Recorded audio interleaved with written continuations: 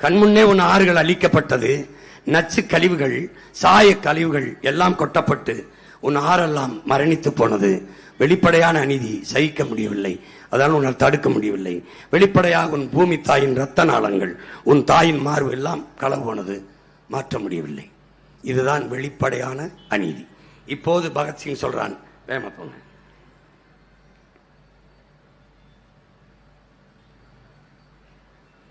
என்ன சொல்றான்?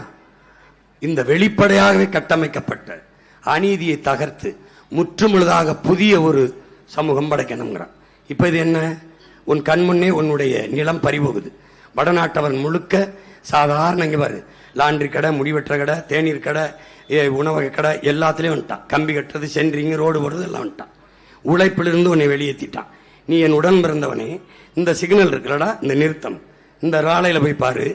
ஒவ்வொரு நிறுத்தத்துக்கும் பிச்சை எடுக்கிறவங்க பிஞ்ச குழந்தைகளை தோல்ல சாத்தி வச்சிருப்பாங்க. அந்த குழந்தை அசையாது, அழுகாது, ஏதோ மாத்திரை போட்டு மயக்கி தோல்ல வச்சிருப்பான். ஒவ்வொரு நிறுத்தத்திலும் பெண்கள் வந்து கையேந்தி நிற்பாங்க. யார் அந்த பெண்கள்? வட இந்திய பெண்கள். இதுல இருந்து நீ என்ன தெரியணும்? எதிர்காலத்தில் உனக்கு இந்த நாட்டில் பிச்சை எடுக்கிற வேலை கூட மிச்சமில்லை, அதையும் வந்து எடுத்துட்டான். புரிஞ்சிருச்சா?